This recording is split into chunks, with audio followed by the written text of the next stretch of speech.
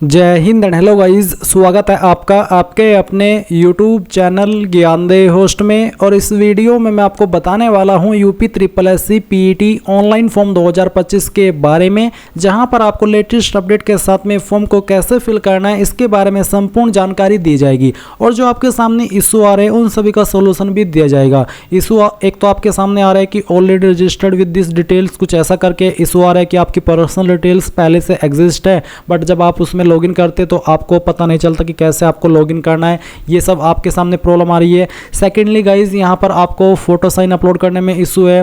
फिर आपकी इसमें जो आपने फीस पेमेंट की है वो अपडेट नहीं हुई, तो वो आपको कैसे अपडेट करनी होती है, या फिर फीस पेमेंट नहीं हो पा रहा या प्रिंट नहीं लिया जा रहा है, तो सभी जानकारी इस वीडियो के अंदर आपको दी जाएगी। इसलिए आपको वीडियो को पूरा देखना है। यहाँ पर संपूर्ण प्रोसेस आपको इस फॉर्म को फिल करने का बताया जाएगा, तो वीडियो को लास्ट तक जरूर देखिएगा। और अगर आपने अभी तक वीडियो को लाइक शेयर नहीं किया कर दीजिए और चैनल को सब्सक्राइब करके बेल आइकन ऑन कर लेना। इसके बाद में जो लिंक मैंने आपको इस वीडियो के डिस्क्रिप्शन में दिया है आप ओपन करिए। ओपन करने के बाद आपको जानने को मिलेगा कि आप लोग इस फॉर्म को 17 जून 2025 तक भर पाएंगे। फिर आप यहां पर 10वीं पास कैंडिडेट अप्लाई कर सकते हैं, ये भी चेक कर सकते हैं। एज लिमिट 18 से 40 साल के बीच रखी गई है। सिलेक्शन प्रोसेस और एग्जाम पैटर्न भी यहाँ पर दिया है। तो सभी इन्फॉर्मेशन चेक करने के बाद आप यहाँ पर दो वीडियो देखेंगे। एक है आपकी, अगर आपने फॉर्म के अंदर कोई गलती कर दी है और आपको उसको एडिट या मॉडिफाई या फिर करेक्शन करना है, तो आप यहाँ पर ये जो सवाल यहाँ पर मैंने थंबनेल पर मेंशन किए हैं, इनमें से अगर कोई भी सवाल है तो इसको कंसिडर करके इस वीडियो को वॉच करके अपनी गलती को सुधार सकते हैं। और अगर आपको फोटो साइन बनाना नहीं आता, आपको समझ नहीं आ रहा है कि मोबाइल से कैसे बनाएं, कैसे अपलोड करेंगे, तो उसके लिए आप इस वीडियो को वॉच कर सकते हैं। इसमें संपूर्ण इन्फॉर्मेशन दी गई है। और उसके बाद गाइज आप इंपॉर्टेंट लिंक के सेक्शन में आएंगे और अप्लाई ऑनलाइन लिंक ओपन करेंगे। आपके सामने यूपी ट्रिपल एससी की ये ऑफिशियल वेबसाइट आ जाएगी। तो सबसे पहले मैं उन कैंडिडेट को यहाँ पर बताता हूँ जो कैंडिडेट ये वाली प्रॉब्लम फेस कर रहे हैं कि उनको ये एरर आ रहा है कि already registered with this personal details, तो आपको उसका सोल्यूशन कैसे मिलेगा। तो सबसे पहले तो आप कैंडिडेट हेल्प के सेक्शन में आइएगा और नो योर रजिस्ट्रेशन नंबर इसके ऊपर क्लिक कीजिएगा। देन यहाँ पर आपका फुल नेम डालिए, उसके बाद में आपका फादर का जो नेम है वो डालना, फिर डेट ऑफ बर्थ सेलेक्ट कर लेना, ये वेरिफिकेशन कोड डालना और सर्च के ऊपर क्लिक करना। जैसे आप सर्च के ऊपर क्लिक करेंगे तो आपका अगर कोई रिकॉर्ड्स अवेलेबल है यूपी ट्रिपल एससी की वेबसाइट पर, तो वो आपको यहाँ पर इस तरह से देखने को मिल जाएगा। मैंने पीटी 2021 दिया था और 2023 दिया था, तो यहाँ पर मेरे सामने वो रजिस्ट्रेशन नंबर आ चुके हैं। आपको ये रजिस्ट्रेशन नंबर यहाँ से नोट कर लेना है। उसके बाद आप यहाँ पर होम पेज पर आएंगे। होम पेज पर आने के बाद में बहुत सारे कैंडिडेट जब इसमें इस रजिस्ट्रेशन नंबर के साथ में लॉगिन करते हैं, जैसे कि लॉगिन कैसे करना है वो भी आप यहाँ पर जान लीजिए। आपको नोटिफिकेशन एडवर्टाइजमेंट के सेक्शन में आना होता है, अप्लाई के ऊपर क्लिक करना होता है, फिर आप यहाँ पर कैंडिडेट रजिस्ट्रेशन के ऊपर क्लिक करेंगे और उसके बाद में ये डिक्लेरेशन एक्सेप्ट कर लेंगे।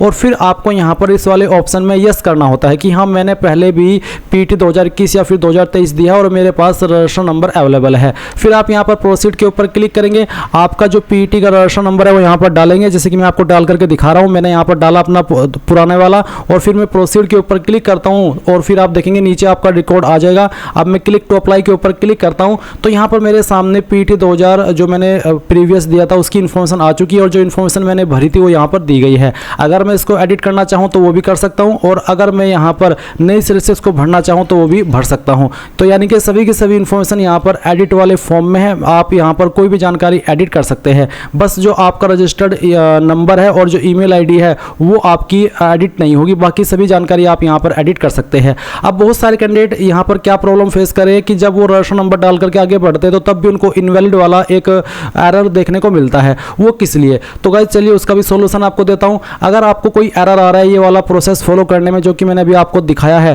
तो आप यहाँ पर एप्लीकेंट सेगमेंट के सेक्शन पर आएंगे और रिमेनिंग डिटेल सबमिशन इसके ऊपर क्लिक करेंगे। अब इसके ऊपर क्लिक करने के बाद में जो रजिस्ट्रेशन नंबर अभी आपको मिला है, आपने प्राप्त किया है, वो यहाँ पर डालिएगा। जो डेट ऑफ बर्थ आपने फॉर्म के अंदर भरी थी वो डेट ऑफ बर्थ सेलेक्ट कीजिएगा। फिर अपना जेंडर सेलेक्ट कर लेना है, फिर बताना कि क्या आप यूपी से है या फिर नहीं, उसका आंसर आपको करना है। और उसके बाद जो आपकी कास्ट कैटेगरी है वो आप सिलेक्ट कर लेंगे, ये वेरिफिकेशन कोड डालेंगे और प्रोसीड के ऊपर क्लिक कर देंगे। इसके बाद में गाइज आपके सामने यहाँ पर जो आपका फॉर्म अधूरा है वो कंप्लीट करने का ऑप्शन आ जाएगा। और वो इसलिए आप यहाँ पर इस वाले माध्यम का इस्तेमाल करके अपना फॉर्म को कंप्लीट कर रहे हैं क्योंकि जब आपने उस वक्त फॉर्म को भरा था तो वो आपने कंप्लीट नहीं किया होगा। आप कहीं ना कहीं बीच में रह गए होंगे। इसलिए आप जब रजिस्ट्रेशन से शुरुआत करते तो आपको इनवैलिड का एक एरर आता है, क्योंकि आप रजिस्ट्रेशन पहले से ही कर चुके हैं। और जब आप इस वाले माध्यम का इस्तेमाल करके फॉर्म को आगे बढ़ना चाहेंगे तो आप यहाँ से बढ़ जाएंगे। तो ये चीज़ आपको क्लियर हो गई। आप यहाँ पर देख सकते हैं कि अगर आपको पेमेंट में कोई इशू आ रहा है, आपने पेमेंट कर दिया और वो अपडेट नहीं हुआ है, तो आप update your transaction ID bye double verification mode, इसके ऊपर क्लिक करके आपका रजिस्ट्रेशन नंबर डालेंगे, डेट ऑफ बर्थ सेलेक्ट करेंगे, जेंडर आप यहाँ पर सेलेक्ट कर लेंगे, फिर ये वेरिफिकेशन कोड डालेंगे और प्रोसीड कर देंगे। इसके बाद में आप यहाँ पर देखेंगे कि आपका जो आपने पेमेंट किया वो आपके सामने आ जाएगा। जैसे कि आप यहाँ पर इस तरह का इंटरफेस देख पा रहे हैं। अगर आपकी फीस फुल्ली अपडेट है तो आपको यहाँ पर इस तरह का इंटरफेस देखने को मिलेगा। और जैसे कि यहाँ पर एक ऑप्शन है वेरीफाइड ट्रांजैक्शन आईडी, तो अगर आपकी फीस अकाउंट से कट हो गई और वो अपडेट नहीं हुई है तो आप वेरीफाइड ट्रांजैक्शन आईडी के ऊपर क्लिक कीजिएगा। इसके ऊपर क्लिक करने के बाद में अगर आपकी फीस अकाउंट से कट हो गई है तो आपको यहाँ पर देखने को मिलेगा कि आपका जो ट्रांजैक्शन है वो सक्सेस हो गया है और आप यहाँ पर आपका जो फॉर्म का फाइनल प्रिंट है अब वो ले पाएंगे। उसके लिए आपको फिर से होम पेज पर आना होगा और यहाँ पर आप नीचे की तरफ आएंगे, एप्लीकेंट सेगमेंट में देखेंगे प्रिंट डिटेल्ड एप्लीकेशन फॉर्म, इसके ऊपर क्लिक करके आपका रजिस्ट्रेशन नंबर देना, डेट ऑफ बर्थ देना, जेंडर यहाँ पर सेलेक्ट कर लेना, फिर डोमिसाइल ऑफ यूपी में बताना कि यूपी से या फिर नहीं, और आपकी कास्ट कैटेगरी। उसके बाद में वेरिफिकेशन कोड डाल करके जैसे ही प्रोसीड करेंगे तो आप अपने फॉर्म का प्रिंट भी ले पाएंगे। तो गाइज इस तरह से आप लोग यहाँ पर जो आपके सामने शुरुआती प्रॉब्लम है, जो छोटी छोटी चीज़ें हैं वो मैंने आपको क्लियर कर दी है। अब अगर आपने अभी तक इस वेबसाइट का इस्तेमाल करके कोई भी फॉर्म नहीं भरा, पहली बार आप फॉर्म भर रहे हैं, तो आप कैसे कंप्लीट करेंगे? इसके लिए गाइज आप नोटिफिकेशन एडवर्टाइजमेंट के सेक्शन पर आएंगे, यहाँ पर आपको अप्लाई के ऊपर क्लिक करना है और फिर कैंडिडेट रजिस्ट्रेशन इसके अंदर क्लिक कर देना है। फिर I accept the about declaration, यहाँ पर इसको टिक करके आई एक्सेप्ट करना है। अब ये वही सवाल है कि क्या आपने पीटी 2021 या फिर 2023 दिया है और आपके पास क्या वो नंबर अवेलेबल है। तो अगर आपने दिया है तो आपको मैंने शुरुआत में वीडियो में इसी में बताया कि कैसे आपको रजिस्ट्रेशन नंबर प्राप्त करना है अगर आपने दिया है और आप भूल गए हैं। और अगर आप फ्रेशर है, क्योंकि अभी बात हो रही है बिल्कुल फ्रेशर की, जिसने इस वेबसाइट का इस्तेमाल करके कोई पीटी का फॉर्म अभी तक भरा ही नहीं, तो उनको यहाँ पर नो करना है और नो करने के बाद आप यहाँ पर प्रोसीड पर क्लिक करेंगे। अब यहाँ पर आने के बाद में आप देखेंगे सबसे पहले कैंडिडेट पर्सनल डिटेल, तो कैंडिडेट नेम, तो जो भी आपका नाम है 10th के सर्टिफिकेट के अकॉर्डिंग वो यहाँ पर आपको एंटर करना है, पूरा नाम आप डालिएगा। फिर आपको यहाँ पर आपके पिता का नाम एंटर करना है, ये जो नाम आप भर रहे हैं ये भी आपको 10th के सर्टिफिकेट के अकॉर्डिंग भरना है। उसके बाद आप यहाँ पर आपकी माताजी का नाम एंटर कर देंगे। फिर पूछे are you domicile of Uttar Pradesh, क्या आप यूपी के निवासी है, अगर है तो यस करेंगे और यस करने के बाद यहाँ से ओके कर देंगे। उसके बाद में कुछ और अतिरिक्त आपके सामने ऑप्शन आएंगे, जैसे कि are you dependent of freedom fighter from Uttar Pradesh, यानी कि जो स्वतंत्रता सेनानी है क्या आप उनके आश्रित थे जो कि यूपी के थे, अगर हाँ तो यस, नहीं तो आप नो करेंगे। फिर क्या आप एक सर्विसमैन है, ईसीओज, एसएससीओ, सीओ पर्सनल कुछ इनको मिला करके, अगर हाँ तो आपको यस करना है, यस नहीं बल्कि बताना कि हाँ I am ex serviceman personnel of Uttar Pradesh, या फिर आई एम एन ईसीओज, एसएससीओज, CO personnel of Uttar Pradesh, अगर नहीं है तो नो कर दीजिएगा। फिर पूछे कि क्या आप विकलांग है, अगर आप है तो यस करिए, नहीं तो आप इस ऑप्शन में नो करेंगे। उसके बाद are you skilled player from Uttar Pradesh, क्या आप एक मेधावी खिलाड़ी है यूपी के, अगर हाँ तो यस, नहीं तो आपको नो करना है। देन गाइस आप नीचे की तरफ आएंगे और देखेंगे होम स्टेट, तो आपकी जो भी होम स्टेट है इनमें से वो आप सिलेक्ट कर लीजिएगा। इसके बाद आप देखेंगे होम डिस्ट्रिक्ट, तो होम डिस्ट्रिक्ट आपको यहाँ पर सिलेक्ट कर लेनी है जो भी है आपकी। फिर आप यहाँ पर आपकी कास्ट कैटेगरी देखेंगे, जनरल, एससी, एसटी, ओबीसी, जो भी है वही आपको यहाँ पर सिलेक्ट कर लेनी है।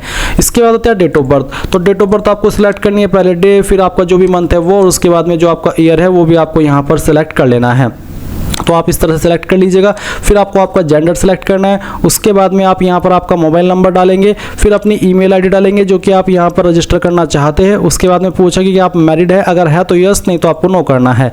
फिर employment details, please select any of the below items applicable to you, not an employee of Uttar Pradesh government, आप उत्तर प्रदेश गवर्नमेंट के एम्प्लॉय नहीं है तो आप ये सिलेक्ट करेंगे। Employee of Uttar Pradesh government, Uttar Pradesh government के एम्प्लॉय है तो ये सिलेक्ट करेंगे। इसके बाद ex employee of Uttar Pradesh government, अगर आप यहाँ पर ex employee Uttar Pradesh government के तो आप ये सिलेक्ट कर लेंगे। पर अगर आप उत्तर प्रदेश गवर्नमेंट के एम्प्लॉय नहीं है तो आपको यहाँ पर पहले वाला ऑप्शन सेलेक्ट कर लेना अगर आप बिल्कुल प्राइवेट जॉब करते हैं या फिर कुछ भी नहीं कर रहे हैं। अब गाइस यहाँ पर एक ऑप्शन देखेंगे claiming age relaxation other than above grounds, जो कि है कास्ट कैटेगरी, सब कैटेगरी, उत्तर प्रदेश गवर्नमेंट, सर्विस ड्यूरेशन, यानी कि इनके अतिरिक्त आप अगर जो यहाँ पर इस वाले ऑप्शन में यस करने के बाद में जो आयु सीमा है उसके अंदर छूट चाहते हैं, ये जो छूट है ये मिलती है गवर्नमेंट ऑर्डर के थ्रू या फिर कोर्ट ऑर्डर के थ्रू या फिर सेवा नियमावली, डिपार्टमेंट रूल्स के थ्रू या फिर एनी अदर रीजन। बेसिकली ये जो पॉइंट है ये आपका अतिरिक्त वाला है, जैसे कि अगर किसी ने कोर्ट केस से ऑर्डर लेकर के अपनी एज लिमिट में छूट कराई हो या फिर कोर्ट ऑर्डर या गवर्नमेंट का ऑर्डर, तभी आप इस ऑप्शन में यस करिएगा, नहीं तो आप इसमें नो कर दीजिएगा। अगर आप सोच रहे हैं कि अगर मैं इसमें नो कर देता हूं तो मुझे एज के अंदर छूट नहीं मिलेगी जो मिलती है SC ST कैंडिडेट को 5 साल की और OBC को 3 साल की, तो वो सही नहीं है। तो आप इसमें बेझिझक होकर के नो कर दीजिए अगर आपके पास इन ऑर्डर में इन पॉइंट में से किसी में भी छूट नहीं ली है आपने। क्योंकि अगर आप यहाँ पर इसमें यस करते हैं और फिर यहाँ पर कोई एक माध्यम सेलेक्ट करते हैं तो फिर उसकी बहुत सारी डिटेल आपको देनी होगी, जैसे कि department name, other department, reference order number, ये सब। तो इसलिए आप यहाँ पर नो करेंगे और आगे बढ़ जाएंगे। अब आइए आपके सामने बेसिक एकेडमिक डिटेल। तो सबसे पहले आपको 10वीं की इन्फॉर्मेशन देनी है। 10वीं आपने आपकी किस बोर्ड से की है वो बोर्ड आपको सेलेक्ट कर लेना है। अगर आपका बोर्ड इसमें नहीं है तो आप यहाँ पर अदर बोर्ड सेलेक्ट कर लेंगे। तो मेरा बोर्ड इसमें है, मैं यहाँ से अपना बोर्ड सेलेक्ट कर लेता हूँ। उसके बाद में यहाँ पर आता है ईयर ऑफ पासिंग, यानी कि किस साल के अंदर आपने आपकी क्वालिफिकेशन पास की है वो साल भी आपको यहाँ पर सेलेक्ट कर लेना है। फिर आपको हाई स्कूल का रोल नंबर क्या आता है वो यहाँ पर एंटर कर देना है। देन गाइज यहाँ पर पूछे परसेंटेज सिस्टम, ग्रेड सिस्टम, तो किसके अंदर आपके नंबर थे, परसेंटेज या ग्रेड, तो जो भी था वो आप सेलेक्ट कर लीजिए। मेरा परसेंटेज है, मैंने परसेंटेज सेलेक्ट किया। अब आपको बताना कि कितने नंबर आपको आए थे। जितने भी नंबर आपको आए थे वो आप यहाँ पर डाल देंगे और कितने में सही थे वो आप टोटल मार्क्स के अंदर एंटर कर देंगे। फिर आपकी यहाँ पर परसेंटेज कैलकुलेट ऑटोमेटिकली हो जाएगी।